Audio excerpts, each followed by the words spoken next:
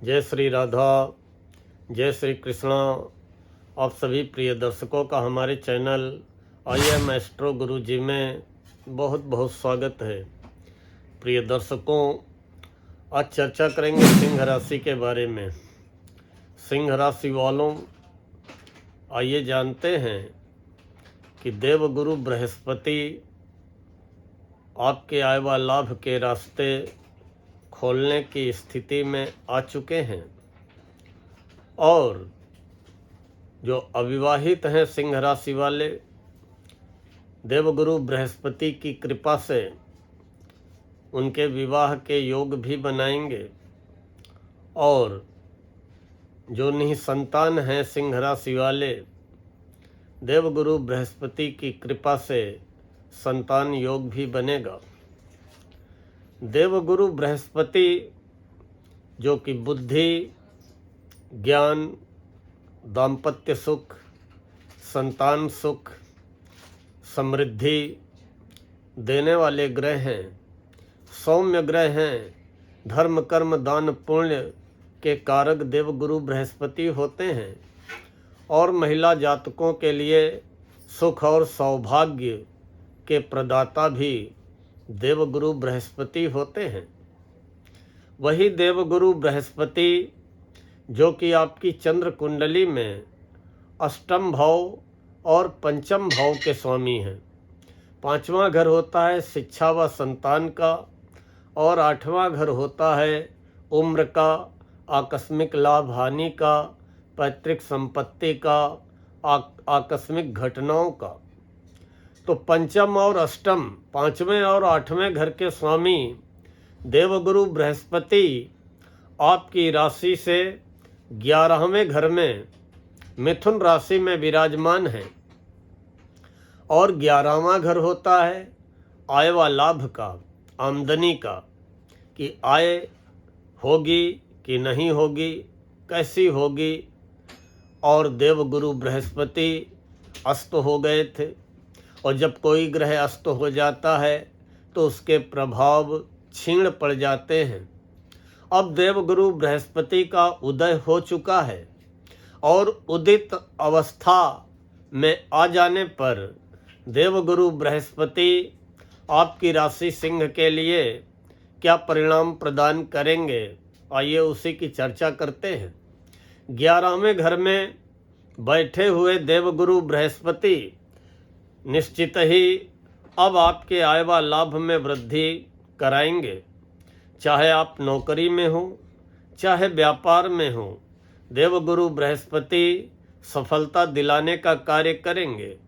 नौकरी में इंक्रीमेंट पाने का, प्रमोशन पाने का, आगे बढ़ने के अवसर निश्चित ही देवगुरु बृहस्पति की कृपा से मिलेंगे।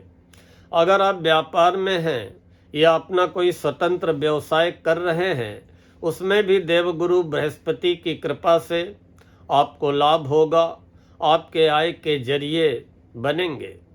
जिन रास्तों से अभी तक आप अपना धनोपार्जन कर रहे हैं, उसके अलावा कुछ और आय व लाभ के रास्ते देवगुरु बृहस्पति की कृपा से आपकी राशि सिंह को प्राप्त होंगे।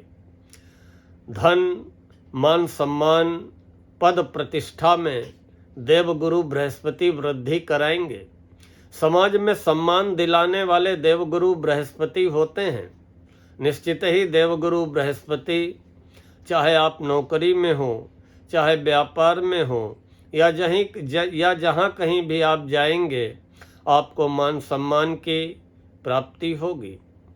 समस्त कार्यों में सफलता मिलेगी और ये स्थिति लगातार अभी 18 अक्टूबर तक रहने वाली है। 18 अक्टूबर तक आपको हर कार्य में सफलता मिलेगी। भले ही आपकी राशि में शनि की ढैया चल रही है और शनि 28 नवंबर तक वक्री अवस्था में भी रहेंगे 13 जुलाई से, लेकिन फिर भी देवगुरु बृहस्पति कहीं न कहीं सहायक का कार्य करेंगे और देवगुरु बृहस्पति की ऐसी कृपा 18 अक्टूबर तक आपकी राशि पे बरसने वाली है कि आपको शनि की ढैया के द्वारा मिलने वाले अवरोध महसूस ही नहीं होंगे। जो सिंह राशि वाले बेरोजगार हैं उन्हें नौकरी पाने के योग बनेंगे। कहीं न कहीं उनके लिए आय व लाभ का जरिया अवश्य देवगुरु बृहस्पति की कृपा से बनेगा। और जो अविवाहित हैं उनके विवाह के योग बनेंगे। निसंतान जो हैं उन्हें संतान प्राप्ति के योग बनेंगे। आपके व्यापार व्यवसाय में विस्तार होगा और दाम्पत्य जीवन में भी देवगुरु बृहस्पति की कृपा से मधुरता का संचार होगा। विद्यार्थियों को उच्च शिक्षा में सफलता की प्राप्ति होगी। इंटरव्यू, साक्षात्कार आदि में सफलता मिलेगी। प्रतियोगी परीक्षाओं में मनोनुकूल परिणाम प्राप्त होंगे। जिन विद्यार्थियों का पढ़ाई में मन नहीं लग रहा है उनका मन पढ़ाई में लगेगा। और व्यापारिक साझेदारी में अगर किसी भी प्रकार के संबंध बिगड़ गए हैं तो बिगड़े हुए संबंधों में भी सुधार आएगा और व्यापारिक साझेदारी में भी आपको सफलता मिलेगी। अब हम बात करेंगे देवगुरु बृहस्पति की दृष्टियों की। देवगुरु बृहस्पति की दृष्टि में अमृत होता है। देवगुरु बृहस्पति जिस घर में, जिस भाव में अपनी दृष्टि डालते हैं उस भाव के शुभ परिणामों में वृद्धि कर देते हैं। देवगुरु बृहस्पति जहाँ पर बैठे होते हैं वहाँ से 5वें, 7वें, 9वें घर को पूर्ण दृष्टि से देखते हैं। आपकी राशि से 11वें घर में बैठ करके देवगुरु बृहस्पति पंचम पूर्ण दृष्टि से तीसरे घर को देखेंगे। तीसरा घर साहस व पराक्रम का होता है, मित्रों सहयोगियों का होता है, भाइयों बहनों का होता है। निश्चित ही तीसरे घर में पड़ने वाली देवगुरु बृहस्पति की पंचम दृष्टि आपके साहस में, पराक्रम में वृद्धि करेगी और अपने आप पराक्रम को सही दिशा में दिखाने में सफल रहेंगे। कभी कभी व्यक्ति अपने उद्देश्य से, अपने रास्ते से भटक जाता है तो फिर दिखाया गया पराक्रम भी अगर गलत दिशा में चला गया तो फिर उसके गलत परिणाम ही प्राप्त होते हैं। लेकिन देवगुरु बृहस्पति की तीसरे घर में जो दृष्टि पड़ रही है, इस दृष्टि की कृपा से आप पराक्रम दिखाने के लिए, प्रयास करने के लिए, परिश्रम करने के लिए सही दिशा का चुनाव करने में सफल रहेंगे। और उसके अलावा आपको मित्रों का, भाइयों बहनों का सुख सहयोग मिलेगा। धर्म कर्म में मन लगेगा, धार्मिक आस्था मन में जगेगी। सप्तम पूर्ण दृष्टि से देवगुरु बृहस्पति पंचम भाव 5वें घर को देखेंगे जो कि शिक्षा व संतान का होता है। और वहाँ पे देवगुरु बृहस्पति की स्वयं की राशि धनु राशि होगी जो कि देवगुरु बृहस्पति की मूल त्रिकोण राशि, प्रिय राशि है। तो देवगुरु बृहस्पति की सप्तम दृष्टि आपको बहुत अच्छे परिणाम प्रदान करेगी। जैसा कि मैंने बताया कि संतान की प्रगति होगी, संतान संबंधी शुभ समाचारों की प्राप्ति होगी, निह संतानों को संतान प्राप्ति के योग बनेंगे और विद्यार्थियों को चाहे उच्च शिक्षा हो, चाहे कोई कंपटीशन लगा हो, चाहे कोई इंटरव्यू लगा हो, उसमें देवगुरु बृहस्पति की सप्तम दृष्टि सफलता दिलाने का कार्य करेगी। नवम पूर्ण दृष्टि से देवगुरु बृहस्पति आपके 7वें घर को देखेंगे। 7वां घर जीवन साथी का होता है। लाइफ पार्टनर के अलावा बिजनेस पार्टनर, व्यापारिक भागीदार का होता है और दशम से दशम होने के कारण व्यापार का भी होता है। निश्चित ही 7वें घर में पड़ने वाली देवगुरु बृहस्पति की नवम दृष्टि आपके व्यापार व्यवसाय में वृद्धि करेगी। साझेदारी में कोई भी कार्य करेंगे उसमें सफलता दिलाने का कार्य करेगी। या आपके बिजनेस पार्टनर के साथ कुछ गलत फहमियाँ पैदा हो चुकी थीं, वो भी अब समाप्त होंगी और लाइफ पार्टनर के साथ आपके अच्छे संबंध बनेंगे।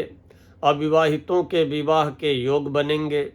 और उसके अलावा अगर दाम्पत्य जीवन में किसी भी प्रकार की मतभेद तनाव की स्थितियां चल रही थीं या आप अपने लाइफ पार्टनर के स्वास्थ्य या स्वभाव को लेकर के चिंतित थे, तो आपकी ये सारी चिंताएं समाप्त होंगी।